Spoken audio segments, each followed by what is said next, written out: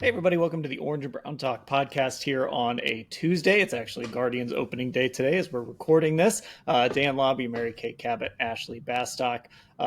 Keeping it a little quick today, we've got a whole bunch of pods coming your way this week, including Tim and Lance. They're going to be, I'm just going to tell you right now, Lance is very excited for this week's podcast. We're going to be talking playmakers, running backs, wide receivers, tight ends. He's been texting me all week. He's ready to go. And just like we did last week, we're going to be going live for that at 6:30 on Thursday night. So get subscribed to our YouTube channel, Cleveland Browns on cleveland.com. I bring that up here, Mary Kay, because you just put up a column maybe about 45 minutes before we hit record here, or at least you tweeted it out about 45 minutes before we hit record here, with the Shedeur Sanders Travis Hunter topic. And it's been a big topic after the Colorado Pro Day. Seems like Travis Hunter has a bunch of momentum. It feels like maybe this is coming down to those two guys. We talked a little bit yesterday about how you could certainly see how Andrew Berry could be just endlessly fascinated with a prospect like Travis Hunter.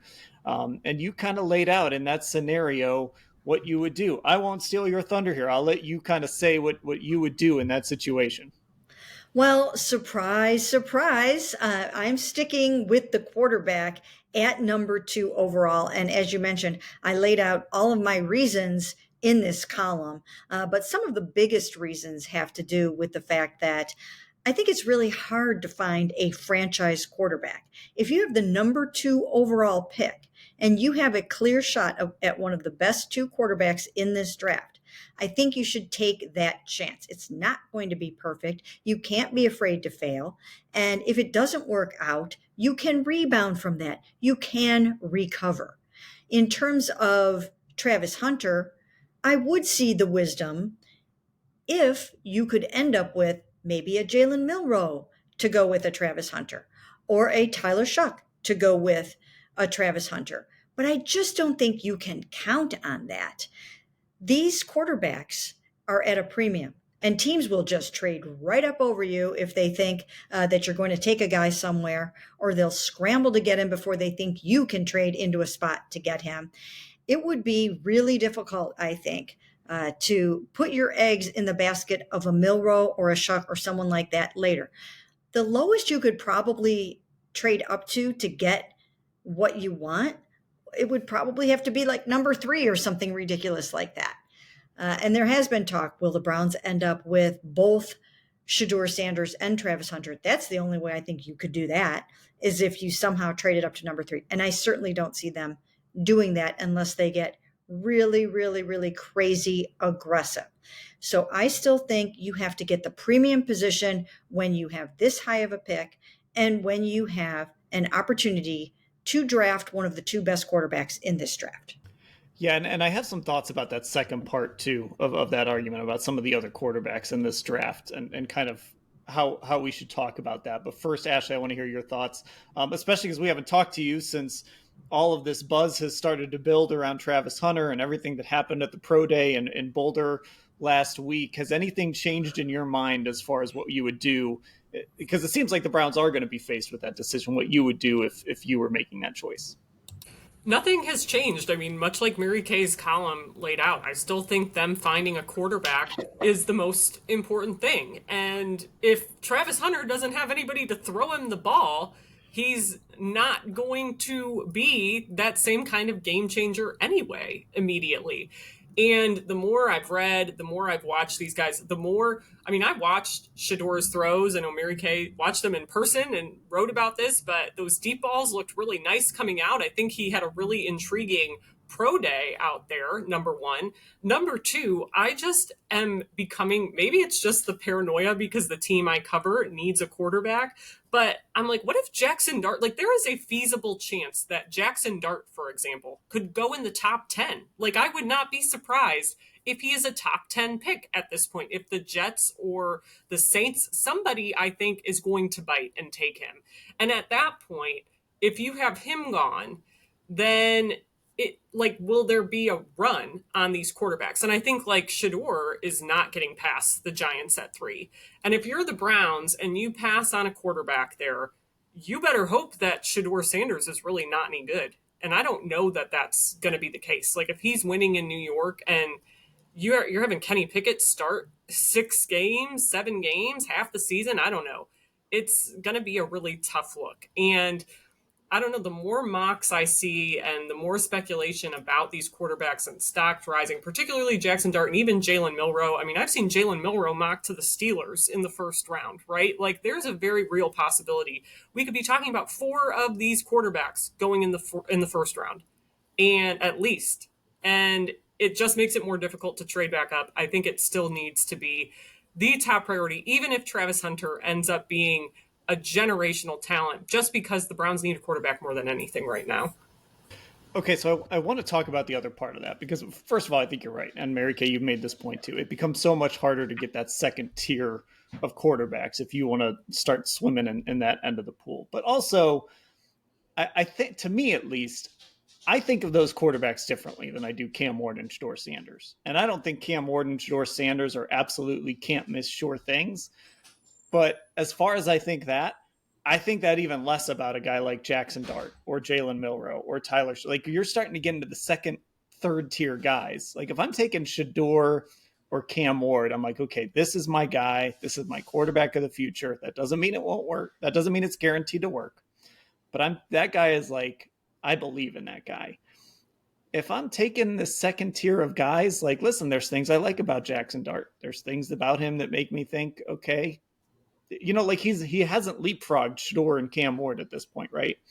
When you start playing in that second tier, I mean, yes, these guys are the quarterback of your future by nature, just because you drafted them and you probably drafted them somewhat high. But like, I don't know what Jalen Milroe is going to be at the next level. I have no clue. So to me, you're taking even more of a chance at quarterback than you are just taking a guy at number 2, especially if you have to give up more draft picks just to move up and take a guy.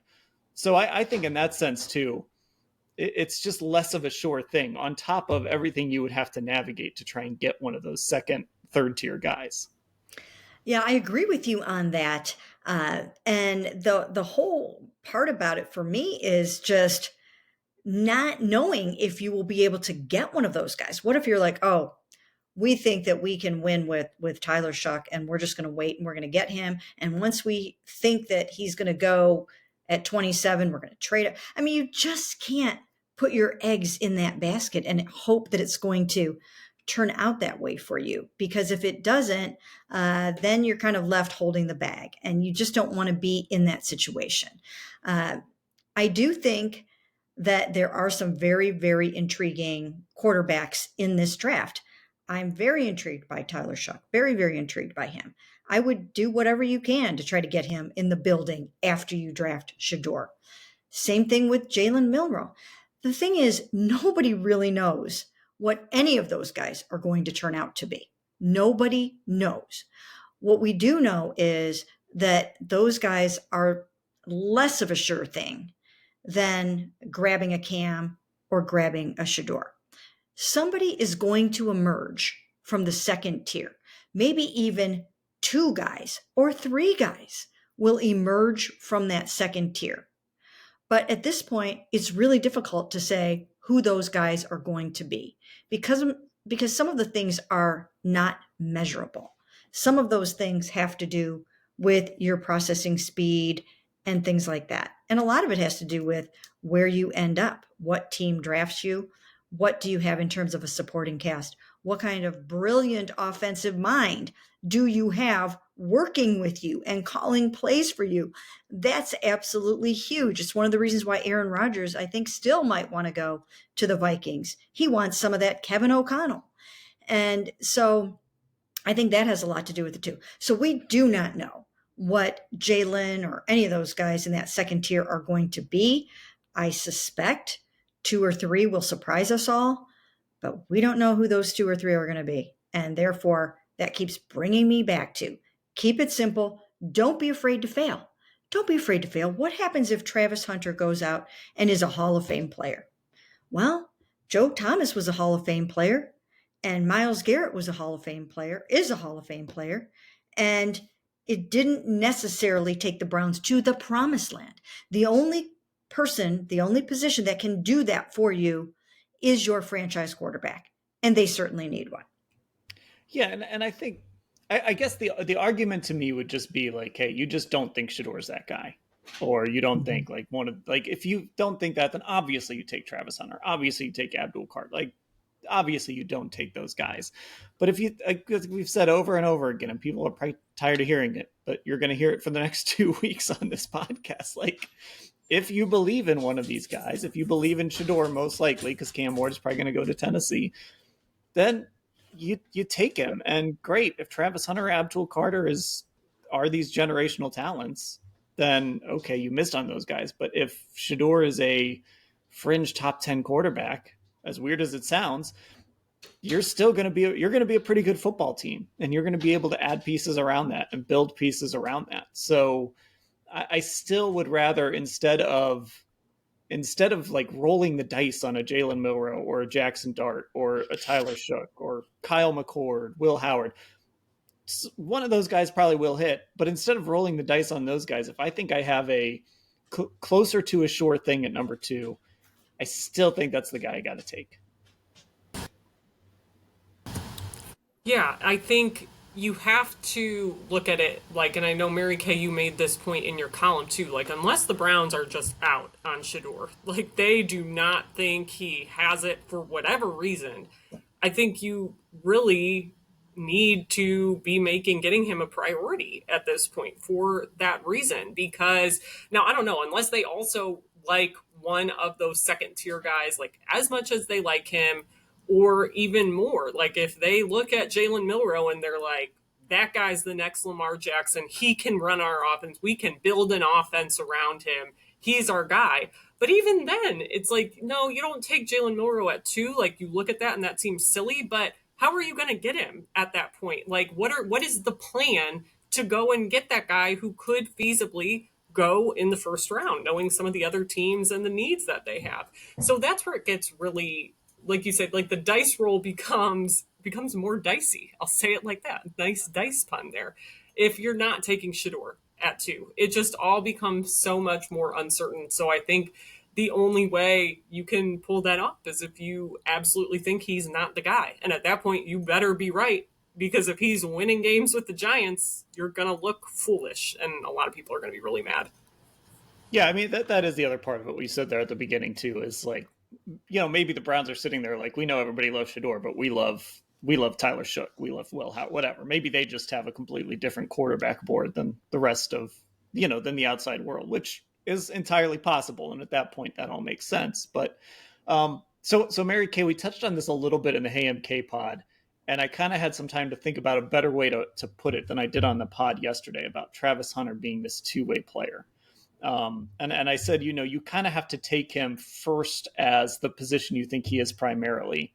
And then whatever you get at that second position is great, right? Like maybe he does play tons of snaps both ways. I think obviously he is going to be a two-way player, and he should be. But what I started to think about was you have to make sure you're not falling in love with the novelty of Travis Hunter, which again, I could see how that would be so intoxicating, this thought of having this guy that can be an impact player on both sides.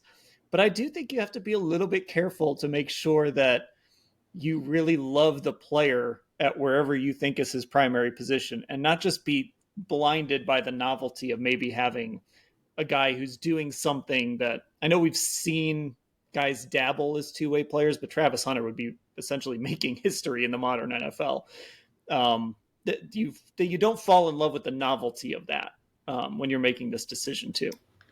Right. I think that's a really great point that you're making there, Dan. And as I think about Travis Hunter, is he really going to be able to play both ways at the level that he did in college in the NFL, where everyone's faster, everyone's bigger, the hits are so much harder, the cornerbacks are taller, the defensive, the safeties hit harder.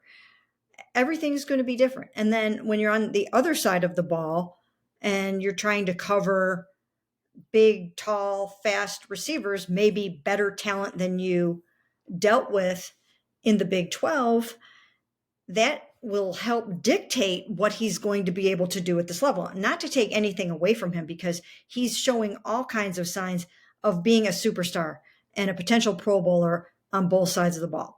but how is that really going to shake out? And how many times a game is he really going to be able to impact and influence the game for you? I would much rather whiff on the quarterback than take a sure thing at a non-quarterback position when you really need a quarterback. I would much rather swing and miss again than go with what seems to be a sure thing at another position. Now, lately, receivers have been hitting. First round receivers have really been hitting in the NFL. People have this down. People now know what they're looking for, what they're looking at.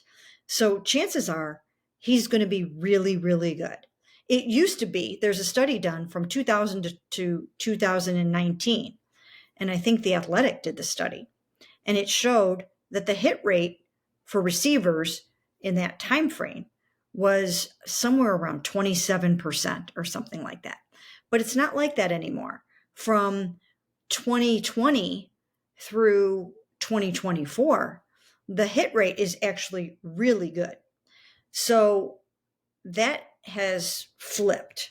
So I do think that he has an opportunity to be really, really good.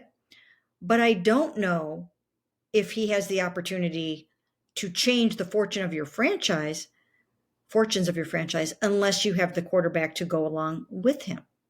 And so I'm still putting my money on the quarterback. And again, when I say this, it's what I would do. It's not necessarily what I'm sure they would do or that I'm hearing they would do. Nobody sidled up to me in Boulder and said, hey, steer it towards Shedeur. It wasn't like that at all. I would absolutely not be surprised if they go with Travis Hunter on April 24th. I'm not going to be surprised about that, because in some ways they might be a little gun shy to make a mistake on a quarterback after what just happened with Baker Mayfield and after what just happened with Deshaun Watson. But I don't think you can live in your fears like that. And I don't think they will. If they make that decision, I don't think it's because they're living in their fears. And that's just not how these guys operate. But I would not hesitate to take the quarterback. And if it doesn't work out, you can recover from that. But what you can't always recover from is a quarterback that goes somewhere else. Let's say he goes to the Giants. Ashley mentioned this. Let's say he goes to the Giants, and all of a sudden the Giants are amazing. And like Shedeur said in his interview, in his few interviews in Boulder, you'd be a fool not to take me, and you're going to be lucky to have me if you do.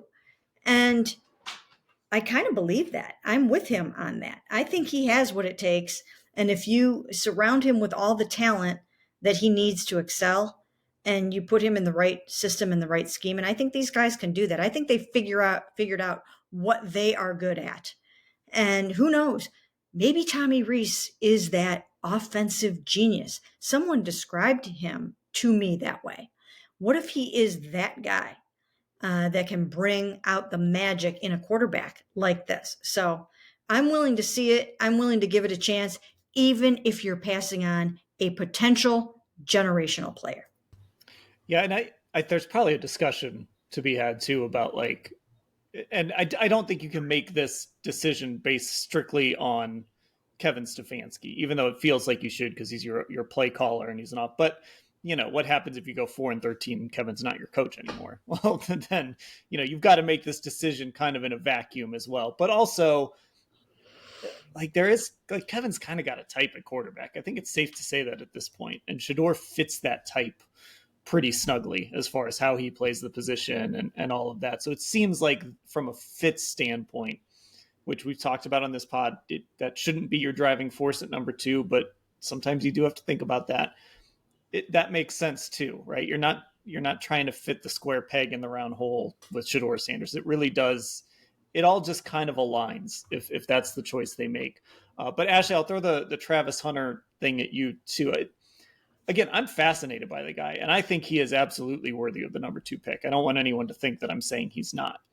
But I also think it's fair to look at this and say, I think about a guy like Denzel Ward, who is not much bigger than Travis Hunter. Or, I mean, not much smaller than Travis Hunter. I think they're about the same weight. Denzel might be a little smaller, a little shorter, but not by much.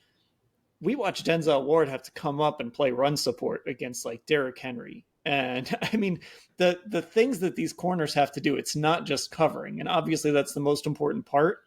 And if he stinks against the run, that's fine. Like if he's making plays in the secondary, but it is just a more physical task. And it takes a toll on your body to play that cornerback position, especially in the NFL, because of all the things you have to do against more physical receivers, these tight ends they have to go against. Again, getting asked to work and run support.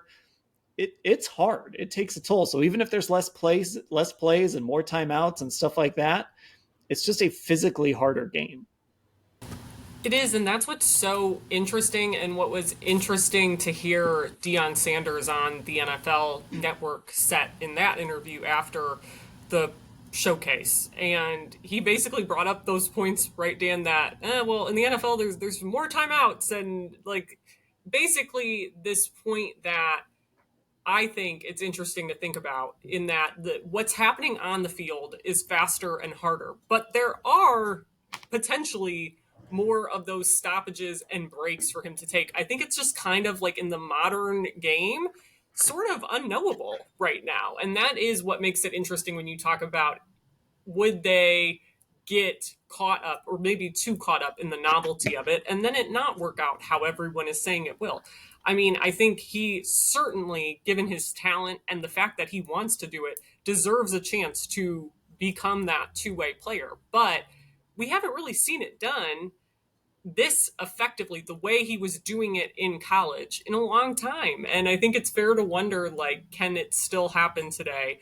What is that going to look like for a rookie? What are his primary jobs going to be out there? And I do think you want to be wary of the novelty of it all. But to the same point, like Mary Kay said, when we talk about what we think they should do versus what we think they will do, if we're sitting there on Thursday night on April 24th and they've taken Travis Hunter, like, I'm not going to be shocked, especially knowing this front office and how they evaluate defensive backs and how much they truly value Travis Hunter's ball skills. And they've talked about that.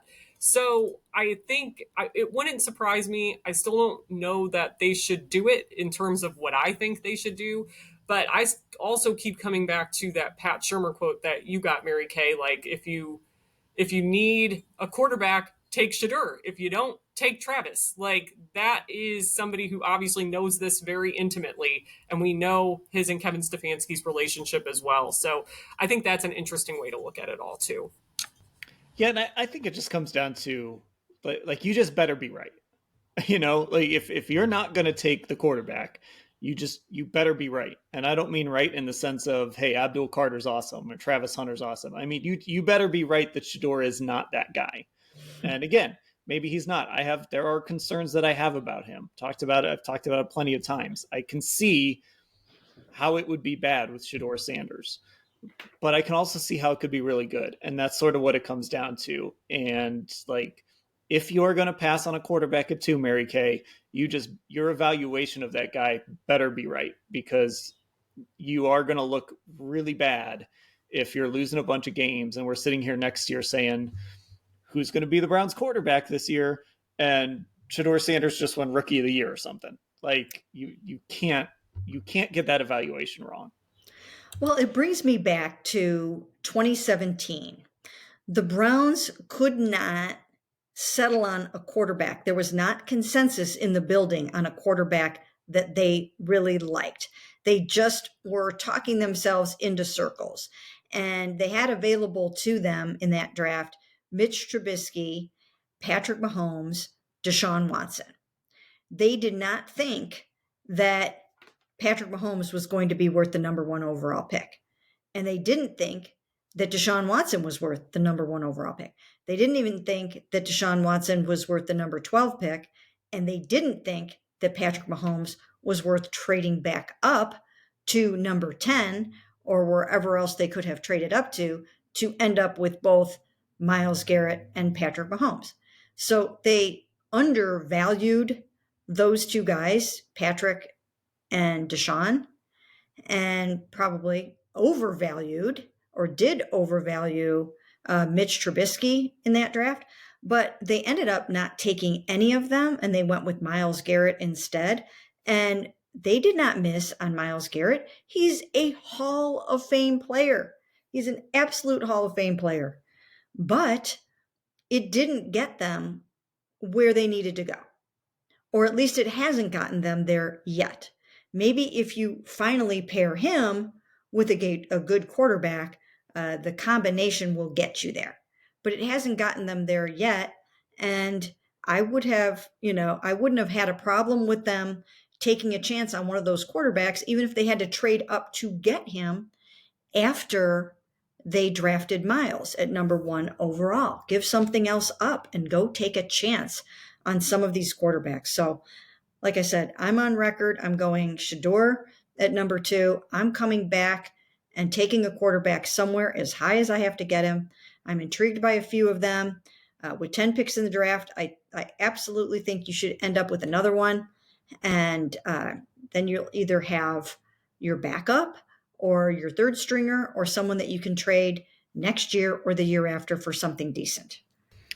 Yeah, I'm looking at this 2017 draft and I'm thinking to myself, like, what if they would have taken Mitch Trubisky at number 1 overall, right? Which might have been the way they wanted to go. Mm-hmm. But then I'm thinking, okay, how different would things have been had they taken Mitch and it wouldn't have worked? But had they also taken Marlon Humphrey at number 12 or TJ Watt in the 20s, who went 1 pick after David Njoku, right? Like, you still would have gotten a high-level corner or a high-level edge rusher. And yes, you would have missed on quarterback, right? But I don't know. What would that have changed in a lot of ways? Like, they've still only made 2 playoff appearances and won 1 playoff game since then. So I know that's a little bit insane, but I'm just saying, I think there's some that can be a little instructive to this idea of you can miss on that quarterback and still get good players. And obviously you have to believe in that guy. But I just don't think you should be scared to miss on that quarterback, because you're still going to be able to add a good edge rusher someplace else, or a good cornerback someplace else, or a good, like, there are going to be ways to add those pieces. But if you have even an inkling that this guy could be your franchise quarterback, that's a lot harder to find. So I don't know. There's my hot take, Ashley. Maybe they should have just taken Mitch Trubisky number 1 overall in 2017. No, don't. I'm the producer, so I'm not going to clip that. But that's a good idea. We're not clipping that. I mean, it's funny though, because there's so much revisionist history with that 2017 draft, rightfully so, and 2018 too, when you talk about the quarterbacks that year. But sticking with 2017, I haven't heard that revisionist history, but it is an interesting thought experiment. Like, let's just say, for the sake of argument, TJ Watt. Like, they end up with TJ Watt. That's not a bad deal. Like, you're probably in basically the exact same position, and you're talking about potential Hall of Fame edge rusher, DPOY, right? Like, and I think that's also a good reminder for the people who really, really, really want to pound the table for, hey, they should just take Abdul Carter. This is another good reminder. This is a really deep D-line class. They're going to be able to get another edge rusher or a good pass rushing D tackle at 33 or later even, potentially. So anyone who is still out there pounding the table for they should absolutely take Abdul Carter. He's generational. I mean, I've watched the guy's film. I think it's impressive, but I think that's also a reminder of why it's not. It'd be great. It's not necessary, I don't think, in this instance, when you need the quarterback still. Right, and then you could also argue that, right, they've taken a generational pass rusher already in Myles Garrett and hit. They've taken I don't think anybody was calling Denzel Ward like a generational, but like, he's one of the best corners in football, right? They've hit on that pick, as they have those guys on their roster already. Obviously, they're much older and much more expensive now, but you have those guys. They just have not been able to solve quarterback. Okay, we're going to be making this argument for 2 weeks. I will tell you this, a little spoiler, and we talked about this on our draft pod on Friday anyway. We're doing our mock drafts at the ends of those, and each week I'm making us pick a different player. So last week it was quarterback, so we picked Shedeur. This week we will do the Travis Hunter scenario at number 2. So again, Draft Pod, live Thursday night, 6:30. It'll go up on Friday. We'll be back with pods here over the rest of the week leading into that. Of course, find us on Apple Podcasts, Spotify. Our YouTube channel is Cleveland Browns on cleveland.com. Our Instagram is Orange and Brown Talk. On X, we're Orange Brown Talk. And I think that's everything. For Mary Kay and Ashley, I'm Dan. Thanks for listening.